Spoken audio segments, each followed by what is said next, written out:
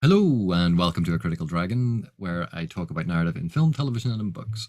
And this is the third in this series of these are the general points. Before we pick up a text, before we start going into the actual techniques, these are our general points about how we think about narrative before we actually get to the narrative. So in the first video, I talked about narrative kernels and narrative satellites and how the story, plot, as different ways of approaching what narrative is, because that's essential. We build narrative. We give the events, we give certain scenes, certain things, weight, importance in different ways on a personal level when we are reading, when we're going through the plot. So narrative is an individual experience that may resemble someone else's, but it is something we create ourselves. Narrative itself is flexible. The second point was obviously about reader expectations. When we read widely, we don't have as many fixed expectations about what a narrative should be doing. We become far more aware of what a narrative could be doing. And that is not to say if you just enjoy that type of narrative, enjoy that type of narrative. Everyone is entitled to that. But when we have certain expectations, that can color our experience of a narrative if we think it should be performing in a certain way. And obviously, reading widely is one of the ways to address that, because it gives us experience of all of these different ways of narrative being conveyed, different ways of enjoying narrative, different types of narrative. It also gives us an appreciation of slower scenes when we might have been more used to action scenes. It gives us an appreciation of action scenes when we might have been more used to slower, gentler scenes. There are different ways to do dialogue. The more we experience these, the more we can engage with what a text is actually doing and not getting frustrated with what a text is not doing. So that was the major sort of takeaway of the second video. And this, related to that, actually, is another point, which is about vocabulary. The more we read, the more we engage with different texts, different types of texts, fiction, non-fiction, genre fiction like fantasy, genre fiction like science fiction, genre fiction like horror. We will expand our vocabulary. And I have a funny video, basically, about ochre in the Malazan world, because this was a word that is used in the Malazan Book of the Fallen, and it seems it had turned into a bit of a meme. Now, is ochre a strange word? And you go, no, it's not. If you've encountered it before, it's not a strange word. If you've never encountered it before, it is a strange word. And this is a minor sort of digression. The more you read widely, the more your vocabulary improves. The more your vocabulary improves, the more you don't have to rely on context to work out what a word means, and the more you can actually enjoy the meaning associated with the word. So for instance, there was an essay a student had written ages ago, and it had been about the European Space Agency, but there was one particular usage in it that I thought was absolutely brilliant. It had to do with the culmination of a series of efforts reached their height at a certain point. And this student had reached their apogee at a certain point. So instead of using height, instead of using apex, instead of using any other synonyms for this concept of a high point, they used apogee. Now, from context, you obviously know what they mean. You know what apogee means from the context. But if you're unfamiliar with the word, you don't realize that it is the perfect word for this, because it is the highest point between Earth and the heavens. And when you're talking about the space agency and their efforts reaching an apogee, there's a wonderful poetic cohesiveness to that usage. And if you're unfamiliar with the word, you wouldn't get that nuance, you wouldn't get that understanding. And this is a big thing about synonyms. And it's something undergraduates have a major problem with, because they think using the synonym finder on Word or whatever word processing package that they're using can make their words smarter. But synonyms, while similar, are not necessarily interchangeably the same. They have different connotations. that they may link to different concepts. And the broader your vocabulary, the deeper your vocabulary, the more that you don't have to rely on the context to explain the meaning of a word, and the more you can actually appreciate the language in and of itself. Which brings me on to this discussion about the medium through which we engage with the narrative, and how that can actually have a strange effect on our enjoyment and what we process and how we process and how we engage. And the clear example of this is the difference between reading a text and listening to a text. And I know in the modern day, a lot of people use audiobooks. There is no problem. This is not a judgment about that. But a point to bear in mind is that until very recently, comparatively or relatively speaking, so let's say from prior to 2010, very few novels were written to be listened to. Why is this important? Well, if a novel, if a narrative is all about an effective communication of the narrative events in the most concise, easy to access way possible, translation to audiobook is going to be relatively seamless. But if a book is written with the intention that you're going to sit and read it, that as your eye travels down the page, it might stop and skip back up, that page breaks are used to signal changes of perspective, if italics are used to signal internal monologue, if dialogue is written and structured in a certain way that it has a structure on the page, that will not translate to an audiobook. There may be ways of translating it. An audiobook narrator may say, he thought, and insert additional words that are not in the text. If an author is trying to create ambiguity about who is speaking, that then gets revealed and then makes the reader go back and reread it with a renewed sense to suddenly now apply the character models to it, and they may reevaluate the dialogue. So for instance, it looks like two people are arguing, and from the structure of the argument, you seem to be siding with character A, and you go, well, I find character A quite persuasive here, and character B is being a bit of an asshole. And then you get to the end of that section and you find out that character A is actually one of the characters you dislike and character B is one of the characters that you like. So you go back and you reread it, now with imposing this filter, knowledge, experience of who the characters actually are. And it can change your interpretation. It can change your way of engaging with the text. And an author can do that very deliberately in a book. In an audiobook, if the narrator has different voices for the different characters, that mystery is gone. You don't get that experience. You don't get that needing to go back and question it. And because that is gone, you are now getting a different narrative experience to someone who is reading the book. Not necessarily a worse experience, but a different one. And if the author has built in moments like that, where there are these moments of ambiguity that you're meant to go back and then reassess, maybe that ties into a thematic thing that they're exploring. And if that's not in the audiobook, then experiencing that thematic connection is going to be made more difficult.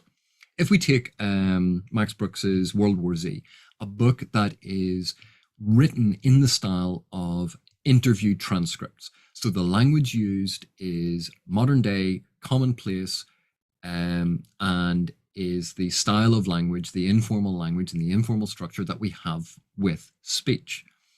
The rhythms of the text are those of speech. The register is of speech. The vocabulary being used is of speech. Therefore, this translates so well to audiobook. You can listen to it, and it is exactly what Brooks intended, because it's all about replicating speech.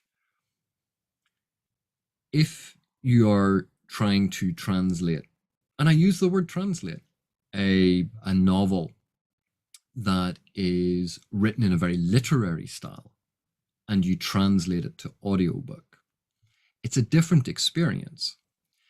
That is not to say that audiobook listeners, can't listen to literary texts. Of course they can, because words have sound. You can listen to it. And if you can put that together in your head, brilliant. I can't, I'm useless at it. But in general, when we have audiobooks and we're listening to them, quite often the enjoyment is going through it, particularly for genre readers, is going through and listening for the narrative events, how the story is developing, how the plot is progressing. The difficulty with that is that may not be the type of narrative that you are reading, because as we've discussed, narrative can be different things. It's not solely about a central series of narrative events. And the medium of audiobook can play, not necessarily does, can play into this expectation that we focus on the main story. How many times have you heard that? That we could have gotten to that event faster if we hadn't had that long, boring section where two people were talking about cucumber sandwiches and tea. What did that add? That it's about consuming the narrative events. And we even find this with audiobook readers who try to get through as many books as possible. And they, instead of listening to it at the speed and pace that, say, you would ordinarily read a text, sometimes it's at 2 times speed, which is, I'm getting through this as quickly as possible. Whereas until relatively recently, the idea of how we were engaging with narrative was that we would sit in the quiet and read. That this experience was not about merely consuming the story as efficiently and as quickly as possible to find out what happened. There are lots of books that are written that way, but not all of them. And if we are engaged with a narrative that is not, what's the common term, plot focused, that is not, which is I would disagree with, because obviously plot means something different to me, but is not narrative focused, in that it is not focused solely on telling a story, on getting you from narrative event A to B to C as quickly and as efficiently as possible. If a book is not doing that, and that's our expectation, or that's what we're being trained to process, then we will not engage with it in the way that perhaps the narrative, the person that created the narrative, thought that we would. If you are writing for audiobook, if you are writing solely for someone who can have 10 minutes to very quickly go through things, then you write differently. The idea even of how long should a chapter be? What is the problem with having 100-page chapter? Because you put a bookmark in, you can start the chapter again as soon as you come to the end of a section. So what's the problem with a 100-page chapter? Well, on a lot of audiobooks and a lot of modern media devices where you're ebook reading, that is not necessarily the easiest way to stop at a section, because the ebook and audiobooks quite often are bookmarked in terms of the chapter sections. So shorter chapters make more sense for modern media. But in terms of if it's an ordinary, bog standard, dead tree with words on it, it makes no difference where the chapter begins and ends. Chapter divisions are internal divisions that have narrative structures in them. Scene divisions, again, have narrative structures in them. So an author may be using chapters to portion out, this is what happens in this one particular time period, and I'm giving you all of the different sections. A chapter might be, well, no, it's just this one perspective and we're going through it and it's this series of events. There are different ways that chapters are used, but the idea that chapters should be a certain length or that scenes should be a certain length, all of these things play into the different medium or media through which we perceive narrative. And I think that's an interesting approach to be aware of. the different ways that the media we use can actually influence how we read. If I am watching a Hollywood blockbuster movie in the cinema with stereo surround sound, with all of the special effects and everything, that's one experience. If I'm watching it on my phone while I'm cooking dinner, so I'm not even looking at the screen and I'm hearing the tinny sound, I will get all of the major elements of the story because I can hear the dialogue and I can guess what's happening from the sound effects. So I'll know what happens in the story.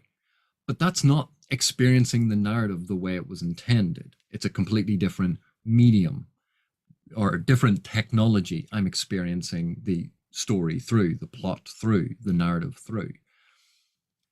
If there's a television show and I'm sitting watching it, and then I turn away and I go to do something else and I just listen to it, again, I'm missing all of the visual information. And film, and to a lesser extent, but increasingly, television, have an entire language of visual information. And film in particular, a lot of stuff is done in film with the very intention that the viewer will pick up the information this way, that they don't need to spell it out, that nuance can be done that way, that they can let the camera linger for an extra second or two on something, which clues the reader or the viewer into what's going on that isn't in the dialogue. And there are all of these different tricks to do with cinematography, to do with camera angles, to do with how a shot is filmed, whether there are crash zooms. All of these different things have different effects. And if I'm just listening to it, I'm not getting those effects. When people think that a book is just the language, we forget that it's also about the use of negative space on a page. It's about isolating sentences so that they stand out, their own paragraph, and that makes that sentence stand out. It's about having similar looking words, even if they are not similar sounding words, cause points of connection in a text. All of these different techniques, thinking about language as both the visual word on the page, its actual meaning, its connotations, the syntax and grammar of the language being used, the fact that different structures can be used within a text, italics for internal monologue, or using a section break that is an indication of switching perspective. That is not available in an audiobook unless they start changing the text. All of these things can affect it. So the narrative that you construct can be radically different in certain regards to the narrative constructed by someone who is just reading the physical text.